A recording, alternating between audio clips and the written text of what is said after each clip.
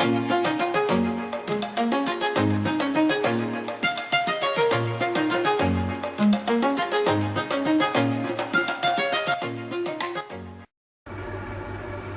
here is the part 2 of the management practice. Question 1. In my perspective, Howard Schools has its role towards the symbolic views because the successful organization is always managed by a good leadership. And Starbucks is not exception because of the decisions made at the top level of organization, especially CEO of the company, Howard Schools has a symbolic image for all the stakeholders of the company, and his decisions cannot be taken based on his knowledge alone. I mean the omnipotent viewpoint. Question 2. Starbucks has an employee-centric culture. Employees are considered as their partners. This culture of integrity of the employees with the employers customer focused and societies focused and so on has been developed over times. The various training programs have been imparted to employees to transform them so that an attachment can be created in them. The culture at Starbucks is customer responsive culture. It is considered as one of the best coffee retail outlets in the world. It can be better be understood by the existence of the Starbucks in almost all countries of the world. The culture at Starbucks is an ethical culture. This can be seen by the low employee turnover at Starbucks because Starbucks is always concerned about employees' benefits. Question 4. There can be some certain environmental factors which may influence the company, such as internal factors and external factors. External factors like governmental, legal, political may affect organization in some ways and cannot be regulated or controlled. Internal factors like management decisions, employee dissatisfaction, and so on are controllable by the organization. Question 5. The uncertainty of the environment at Starbucks is the external environment under which every company has to operate. Starbucks has many competitors, so it is able to flourish well in the coffee retail chain industry. It has always showcased itself as a corner coffee house. Question 6. Starbucks is more concerned with the community as the stakeholder, followed by the consumers. Starbucks' mission statement also talks about the community as a whole. The company's main profits rest upon the customer satisfaction, and therefore the next important stakeholder for the Starbucks is customers. Question 7. Howard Schools is uncomfortable with that idea. It is not only him, but all the top level management will be worried. It is appropriate because these political decisions will have a negative impact on the company's internal policies. Question 8. The factors encompass economic factors, legal factor, and finally is political factor. Question 9. The awareness of the culture is the first one I want to mention. Customer demographics, country's economic condition, local market, and the standardization. Question 10. Employees' approach, core competence and visions, experimentation and innovations. Question 12. The workforce challenges Starbucks may face in a global market is the culture variations, currencies, and languages. And finally is the understanding of their setting and culture. Question 13. Customers. Starbucks focused on the awareness of the customer demographics. Every organization has to deal with the customers.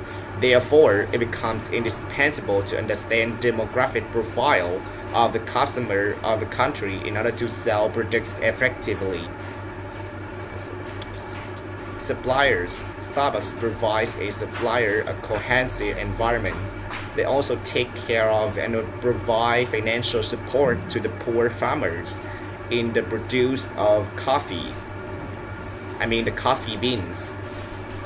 And finally, in the communities, Starbucks on way ahead in community service. For instance, participate in recycling the used paper cup and other material used at Starbucks outlets. Hello everyone, I will continue practice part 2, management practice. First, let's begin with questions 14. The challenge of Starbucks is that they must be cognizant of the economic, legal, political, and cultural aspects that characterize the markets. Yet, the biggest challenge for Starbucks may be trying to appeal to the vast array of European tastes. The question 15. The diversity of Starbucks is shown via inclusion, equity, and accessibility. In specific, Starbucks attempts to make the Starbucks experience accessible to all customers and to respond to each customer's unique preferences and needs. Besides, Starbucks Supplier Diversity Program works to provide opportunities for developing a business relationship to women and minority-owned suppliers. Finally, Starbucks supports diversity in its local neighborhood and global communities through programs and investment that deepen its ties in those areas. Questions 16. The workplace diversity initiatives might be appropriate for an organization like Starbucks are deep-level diversity, strategy, gender, and race. The questions 18. The Starbucks goals to recycle all 4 billion cups by 2015 seem to be an ambitious goal. The challenge is that it wasn't able to meet that goal, as customer recycling is available at only 39% of its company-operated stores. The question 19. It's important because empowering employees is to protect Starbucks' reputations through how they conduct business and how they treat others. The questions 21. I think that because the moderators want to build a tight relationship with the employees, they treasure those relationships and feels they are critically important to the way the company develops its relationship with its customer and the way it is viewed by the public. The questions 22. As a measure to keep my employees from experiencing high level of stress when lines are out the door and customers want their Starbucks now, I will divide my store into 2 areas: drinking at the store and takeaway. Besides, I will create an app or a website for people to book and then their Starbucks will deliver their homes. The questions 24. The human resource variable might be the best with appropriate to Starbucks innovations because Starbucks has always thought outside the box. They must have creative employees. Besides, the company's products innovation process must be doing something right at the right time, so it requires high commitment to training and development. Hello everyone, my name is Keith and I will continue our group presentation with management practice part 3. Now we come to the first question. Make a list of Starbucks goals. Describe what type of goal it is. Then describe how that stated goal might affect how the following employees do their jobs. They open 1,200 new stores. Revenue growth of 10 to 13%. Earnings per share growth from 15 to 20%. Develop new coffee products and stay true to its global social responsibilities. In a part-time store employee, a barista in Ohama, a part-time barista has to contribute to keeping the quality and value of the drinks and the food they are serving. They have to serve drinks that are just as good as the other stores in the world. That's what makes Starbucks better than everybody else, is because they have a high standard for what they serve. The barista has to know the right amount of milk, syrup, sugar to put in the right drink. With the high quality training that the barista received, he or she can work in any Starbucks in the world. They would just have to learn the trends and language of that particular store. In the quality assurance technician at the company's roasting plant in Amsterdam, a technician working for a roasting plant plays a huge role in the value and quality of the coffee Starbucks is selling. Customers know that when they go to Starbucks, then we will get a top-of-the-line coffee with the finest coffee beans. The technician of a roasting plant would not have any corporate decisions in the expansion of the global market, but it would be sending the coffee beans to the new stores opening in the world.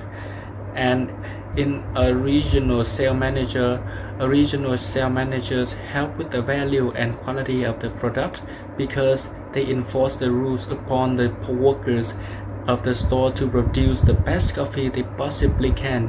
Sales managers can help with the expansion of the global market because they are the ones selling the product. They can help with the presentation to the new market and share their personal experiences with the presenters, so the presenters have positive stories to tell the new market, how they can contribute to defining society's pop culture menus. Is it research what is the new fast and what kind of music the general public is listening to? And with the question D, the Executive Vice President of Global Supply Chain Operations, the Senior Vice President of the new markets does not spend a lot of time focusing on customer needs, but if her input is needed, then he will contribute. And then what they would be focusing on the most is to expand the global market. They would be thinking of new ideas and markets to attack and find out the local trends. And the vice president of marketing must have a good imagination and believe in what he is selling 100%. And about the CEO, Howard Schultz is the president and the COO who is involved with customers' need, expansion into global markets, and define society's pop culture because he is Starbucks. He lives and breathes Starbucks. He is that type of person that is involved in everything that goes on with his company. That's why he is so successful to this day. He comes up with new ideas to make his franchise that much better. Now we come to the next question. Discuss the types of growth strategies that Starbucks has used.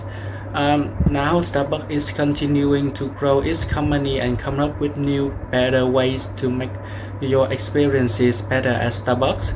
But Starbucks is not just a coffee house anymore. It's a brand. From coffee drinks to espresso makers, Starbucks is always looking for new ways to grow their business. When Starbucks came up with the Starbucks card, it became a huge success. This product is now being sold in countries such as Mexico, Australia, Hong Kong, Thailand, Greece, and Great Britain. Now, since they have conquered the world in coffee, they are now trying to sell music. Customers liked the music that they were playing in their stores. and they started asking for copies of the disc. No, Starbucks sells a number of artist CDs right in front of the cash register, and they don't just sit there collecting dust. Now we come to the question number 3. What competitive advantages do you think Starbucks has, and what will it have to do with to maintain those advantages? They have the customer responsive culture and aura inside, the value employees, the finest coffee, the strong brand management, the wide geographic coverage, the quality control, and there are many steps to maintain competitive advantages. It should be aware of new entrants coming to the industry. It has to make sure whether customers are not switching to other drinks, and farmers should be sufficiently bad so they don't switch supplies to other competitors. And finally, keep a check on what competitors' action. Now to the question 4. Do you think Starbucks brand can become too saturated? That is, extended to too many different products? Why or why not? The growing numbers of stores seem a threat to the brand image. The competitors have lower prices compared to Starbucks. And we come to the question number 6. Describe how the following Starbucks managers might use forecasting, budgeting, and scheduling. At a retail store manager, they usually predicting next sales on the basis of 4 years of the previous data, surveying waiters to know more about customers to determine types of quantitative of products customers desired. In the budgeting, making budget revenue to know the revenue of the store clearly, and the scheduling, by using Gantt charts to schedule that which waiter work at where and what they need to do and which day should they be on duty. And the final questions of Starbucks case is: is Starbucks living its mission? And I think that Starbucks is living its mission. For example, Starbucks sets some specific goals such as long-term goals and financial goals, and also make company strategies which make the approaches to its mission more clearly. It makes its long-term plan into a lot of short-term plans, and it makes its strategies into some detail of services. In our opinion, that can make its mission more measurable and flexible, which is easier to be carried out. And we come to the next part, the manager's dilemma. So what can managers do to minimize the impact of such disruption? Now we have about 7 things that the managers can do. The first one is ensure the risk if you can, and the next one is cultivate alternate sourcing arrangements, line up alternate transportations, help the customer decide what to choose, build in quick response to shifts in demand, manage inventory to the right level, and the final one is to prepare for the new realities. And as chapter 9 asks, how can managers plan effectively in dynamic environment?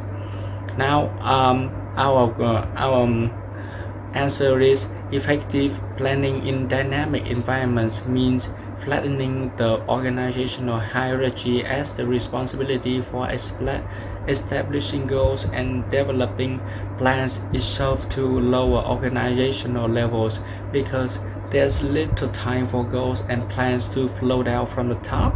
Managers must train their employees in setting goals and establishing plans, and then trust what they will do so. And how might managers use scenario plan in preparing for such disaster?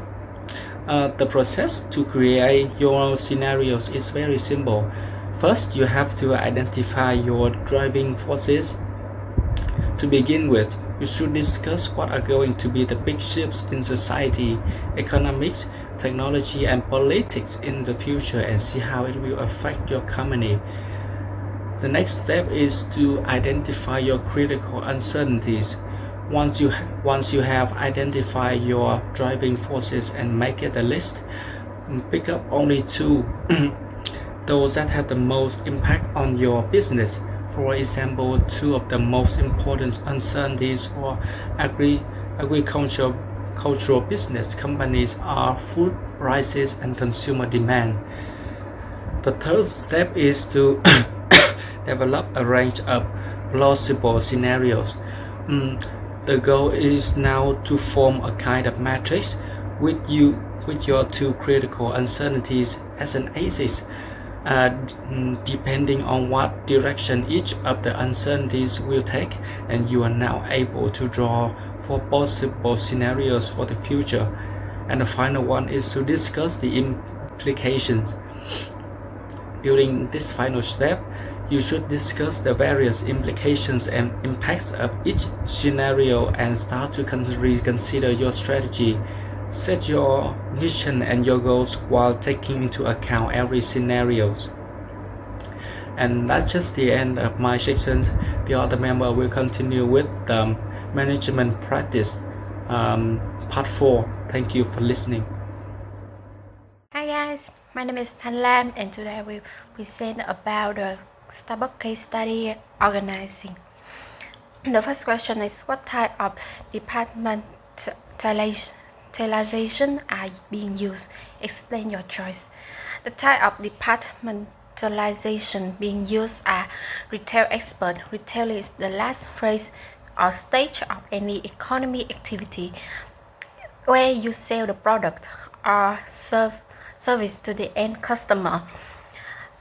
Administrative, people involved in the process of or activity of running a business. Organization, manufacturing, the process of converting any kinds of material, component, or part into finished goods that meet a customer expectation. This is the product that Starbucks produces and sells. Do you think it's a good idea to have a president for the US division and for the international division? What are the advantages of such an arrangement and disadvantages? Well, it's being a good idea to have a president for US division and international division. US itself is a big division to handle, and there are many operations which go parallel in Starbucks. For international division, there should be one president, as it would globalize all the division and would help them to be on one of the same platform altogether. The advantages of this kind of technique is better coordination, better management to achieve good results, division of responsibility which would impact the operation, and the disadvantages are difficult to monitor standard countrywide as there are two presidents, so more coordination is needed to be on the same platform.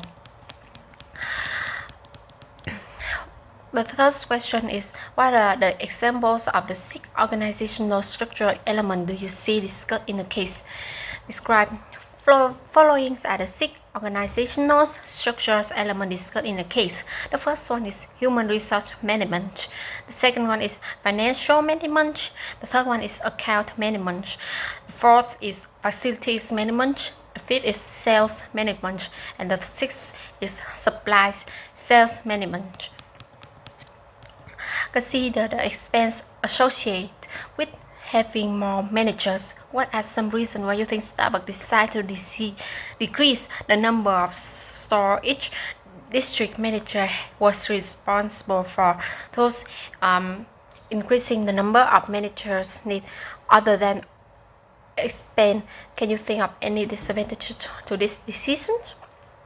Well, Starbucks decided to decrease the number of stores as it would make work more manageable and accountable for district manager.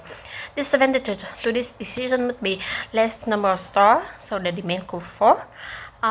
People with diversity, to different brands. In order to achieve the price of the coffee would have to be increased.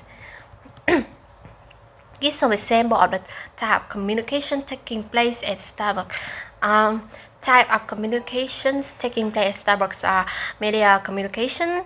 It conveys information to partner about company news and announcement, giving chance to partner to talk with company top managers.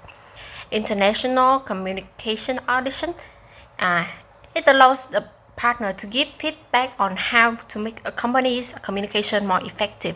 And physical visit a store. Howard Scott visits 30 to 40 stores a week, and which gives him a front view of what is happening out of the field. Suppose that you are a Starbucks store manager in St. John's, Newfoundland and Labrador. How do you find out what is going on in the company? How might you communicate concerns or issues that you have? Well, every store manager of Starbucks can participate in a 360-degree diversity assessment to identify their strengths and the areas of improvement. By developing executive diversity learning series, store manager can communicate their concerns and issues.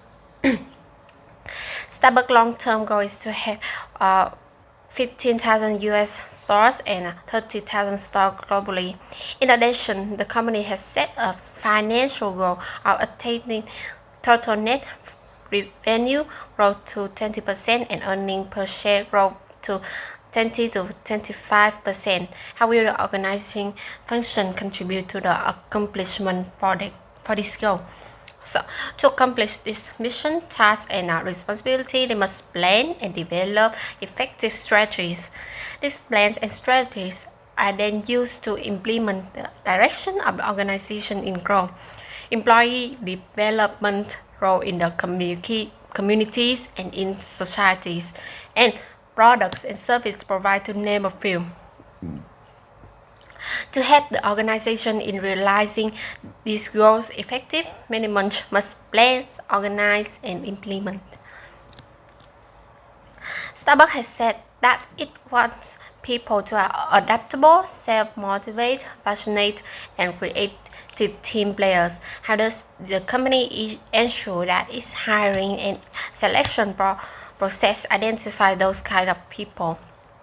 Well, Starbucks uses a variety of methods to attract potential partners. The company has an interactive and easy-to-use online career center. Job seekers who must be at least 16 years old can search and apply online for a job in any geographic location. Starbucks also has recruiting events in various locations in Canada throughout the year, which allow job seekers to talk to recruiters and partner face-to-face about working at Starbucks. Select one of the job opening posts on the company website. Do you think the job description and job specification for this job are adequate? Why and why not? What change might you suggest? The job description which I think would select would be system analysis lead, advanced supply chain planning system, global technology. The specification of the job are accredited as Starbucks has mentioned the job summary and mission very clearly. Also, they have detailed the various responsibilities such as leadership, production support, solution delivery, and according to me, there's no change required as every aspect of the job is mentioned very clearly, as well as the applicant can go through the criteria of requirement before applying for the job. The 10th question is evaluate Starbucks training effort. What type of training are available? Starbucks offers variety of training ranging from basic computer skill to conflict resolution to management, with focus on Starbucks passion for coffee and its core products. Type of training is 23 hours of initial training, 29 hours as shift supervisors, 120 12 hours as store managers, 330 hours as store managers, 200 hours as district manager. Pretend that you are a local Starbucks store manager. You have 3 new hourly partners joining your team. Describe the orientation you would provide these new hires. Starbucks will provide additional training and coaching to new hires. As a part of the orientation, direct employment relationship will help to ensure the great work environment. Which of the following companies' guiding principles affect the organizing function of management? Explain how one of your choice would affect our Starbucks managers deals with structural issue, communication issue, and other. The guiding principles that affect the organizing function of management are providing a great work environment and treat each other with respect and dignity.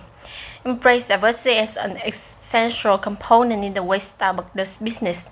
Develop enthusiastically satisfied customers all the time. Contribute positively to our communities and our environment. Third one is recognize that profitability is essential to future success, applying the highest standard of excellence to the purchasing, roasting, and fresh delivery of our coffee. The structural issues, this principle will help in dealing with structural issues as it will make work environment more professional in terms of level of authority being formal at workplace, decision-making, motivations of employees to achieve organizational goal. Thank you for listening.